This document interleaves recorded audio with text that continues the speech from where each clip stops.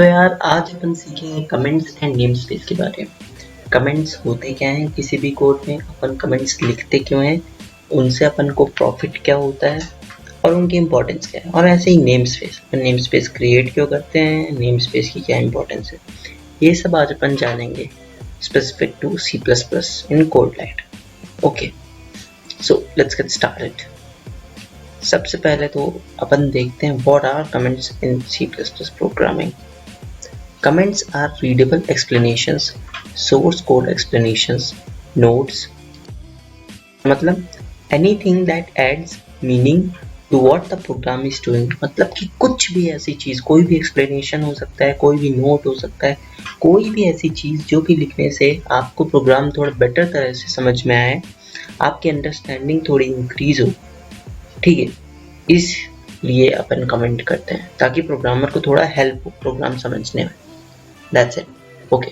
So comments की बहुत सारी प्रॉपर्टीज होती हैं, ये अपन देखते हैं। Comments apply to just about every programming language out there। ये ट्यूटोरियल C++ के लिए, इसका मतलब ये नहीं कि comments भी केवल C++ में होते हैं। Comments are almost in every other famous programming language like C++, Python, Java, है ना। कुछ exceptions हैं जिनमें नहीं होते comments, but C++ has two kinds of comments। Okay. Then comments never make it to the compiler, it's for humans।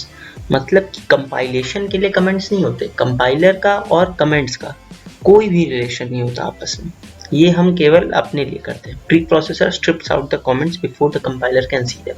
मतलब कि code के कंपाइलेशन से पहले ही जो प्री प्रोसेसर है वो कमेंट्स को स्ट्रिप आउट कर देता है। Strip out in the sense वो यूजलेस रेंडर हो जाते हैं, उनका कोई यूज ही नहीं रह जाता कंपाइलर के लिए, तो वो उन पे ध्यान ही नहीं देता है।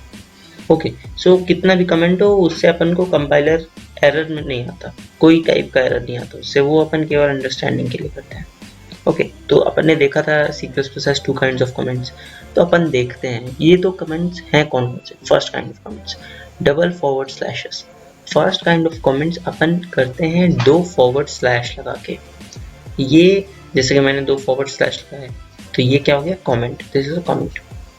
ओके, और ये होता क्या है, single line comment. So let's see a snippet. अब अपन चलते हैं कोडलाइट में। ये है अपना C++ का कस्टम प्रोजेक्ट टेम्पलेट जो मैंने आपको बनवाया था इसी कोर्स में, है ना। तो मैंने इसमें कुछ चेंजेस किए हैं, कुछ मैंने कमेंट्स किए इसमें आपको समझाने के लिए। जैसे कि ये देखिए यहाँ पे लिखा है ना, this is a single line. ये सब पहले मैं थोड़ा क्लोज कर देता हूँ।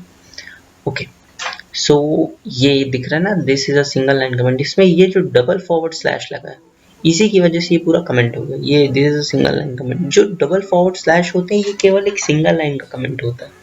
एक लाइन के अंदर आपको जो भी कमेंट करना है तो आप क्या लगाएंगे, डबल फॉरवर्ड स्लैश। जैसे मैं एक और कमेंट करता हूँ, ये मैंने दो फॉरवर्ड स्लैश लगाए, अब मैं इसमें कुछ भी कमेंट कर दूंगा। सपोज मैं कमेंट करता हूँ this is also a comment. Okay, तो ये भी कमेंट हो गया। बस अपन को इतना करना है कि अपन को एक डबल फॉरवर्ड स्लैश लगाना, फिर आगे जो भी टाइप करेंगे उससे कंपाइलर को कोई मतलब नहीं। ये थे फर्स्ट काइंड ऑफ कमेंट्स। अब अपन आते हैं सेकंड लाइन ऑफ कमेंट्स। ये याद रखिएगा, ये सिंगल लाइन कमेंट होते हैं। ओके, अब अपन आगे चलते हैं, देखते हैं दूसरे टाइप के कमेंट्स कौन से होते हैं। Second kind of comments, forward slash followed by an asterisk. मतलब कि अपन ने एक फॉरवर्ड स्लैश लगाया, फिर एक एस्टरिस्क लगाया, और फिर एक एस्टरिस्क लगाया, और फिर एक फॉरवर्ड स्लैश लगाया। तो इन दोनों के बीच में जो भी एरिया है वो पूरा कमेंट होगा। इन दोनों के बीच में जितना भी बड़ा एरिया हो, जितना भी छोटे से छोटा एरिया हो, वो पूरा एज अ कमेंट काउंट होगा। ठीक है, इनके बीच का एरिया। ओके, समझ में आ रहा है।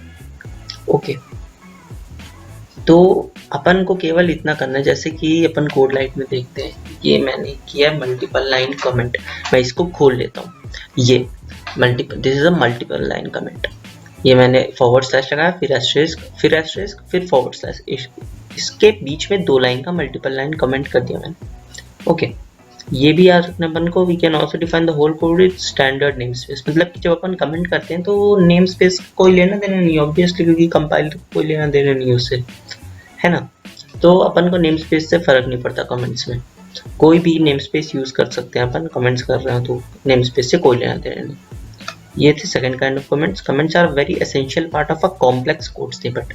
मतलब कि जब अपन का कोड स्निपेट थोड़ा कॉम्प्लेक्स होता जाता है, जब अपन थोड़ी बड़ी प्रोग्रामिंग करते हैं, जैसे कि मैं आपको एक प्रोग्राम दिखाता हूँ, ये मैं एक गेम बना रहा हूँ, इसमें जैसे देखिए थोड़ा सा बड़ा है ये कोड, है ना, तो ऐसे कोई और देखेगा तो उसको समझ में नहीं आएगा, पर मैंने पूरा क्लियरली कमेंट करके डिफाइन किया। जैसे मैंने एक फंक्शन लिया रैंडमाइज, इसका मैंने पूरा डिफाइन कर दिया रोल, ऊपर मैंने कमेंट किया ना, choose and copy a word from array of words randomly, तो ये जो रैंडमाइज फंक्शन है इसका रोल है ये, it chooses and copies a word from array of words randomly.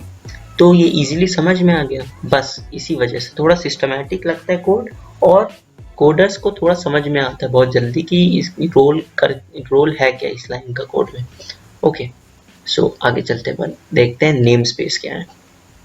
सबसे पहले तो अपन जानते हैं कि जो अपन नेम स्पेस लिखते हैं, जैसे मैंने लिखा था ना ये सी आउट, इससे मैंने आउटपुट दिया था हेलो वर्ल्ड। अपन देखते हैं इसमें जो अपन स्टैंडर्ड सी आउट में ये एसटीडी क्यों लिखते हैं, सी आउट के पहले तो अपन ने कोलन लगा और एसटीडी लिखा, and not just cout, why STD colon colon cout and not just cout. STD is name for the C plus plus standard name space, मतलब कि एसटीडी फिर 2 कॉलन सी आउट, इसमें STD का full form होता है standard. Okay, then third party frameworks will have their own name spaces. जो भी third party frameworks होते हैं, कोई भी अलग ऐप हो सकता है या जैसे कोई और वेब एक्सटेंशन हो सकता है, उनका अलग नेम स्पेस हो सकता है, वो अपने नेम स्पेस के अंदर सेम चीज़ें अलग तरह से डिफाइन कर सकते हैं। और ये मैंने आपको पहले भी बताया था कि 2 कोलन जब अपन लिखते हैं तो उसको अपन कहते हैं सी प्लस प्लस में स्कोप रेजोल्यूशन ऑपरेटर। फाइन, आगे देखिए, C++ allows developers to use namespaces as containers to group their code entities।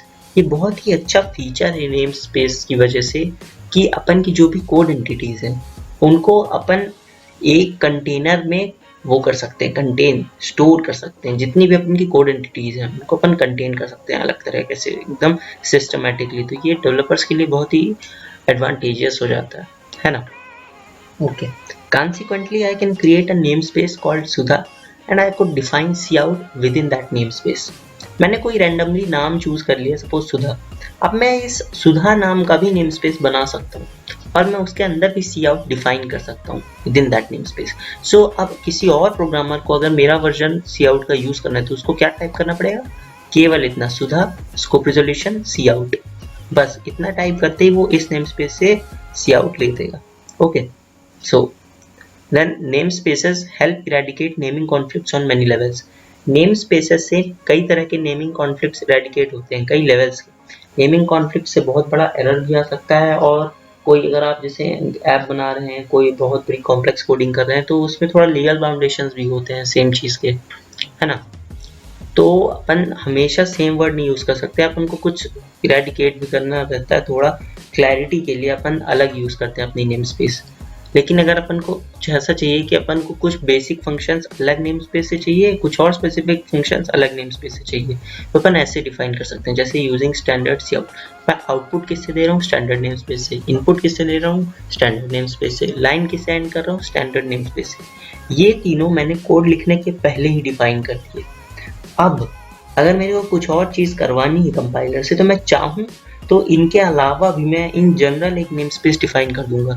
तो इनपुट, आउटपुट और एंड लाइन, ये तीनों होंगे नेम स्पेस स्टैंडर्ड से, बाकी सब उस नेम स्पेस से होंगे जो मैं डिफाइन कर दूंगा। सपोज सुधा, मैं सुधा नेम स्पेस डिफाइन कर दूंगा, तो बाकी सब चीज़ें जो सुधा में डिफाइंड है उसके थ्रू होंगी, और ये जो तीनों मैंने पहले प्री डिफाइन कर दी वो स्टैंडर्ड नेम स्पेस से होंगी।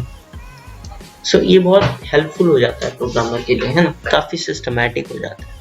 इसकी डिटेल इंपॉर्टेंस भी अपन देखेंगे जब अपन खुद की नेम स्पेस बनाएंगे आगे, जब अपन कोई गेम्स वगैरह बनाएंगे या कुछ और, सपोज अपन एक कैलकुलेटर बनाते हैं, कोई 2D गेम अपन बनाते हैं, तो उसमें अपन अपनी खुद की नेम स्पेस बना के भी यूज़ कर सकते हैं। तो नेम स्पेस का काफ़ी ज़्यादा रोल रहता है मल्टीपल फाइल्स बनाने में, सब कुछ बकायदा डिटेल देखेंगे अपन। Thank you so much listening to me, and please like, share and subscribe, and stay safe and stay healthy. Thank you.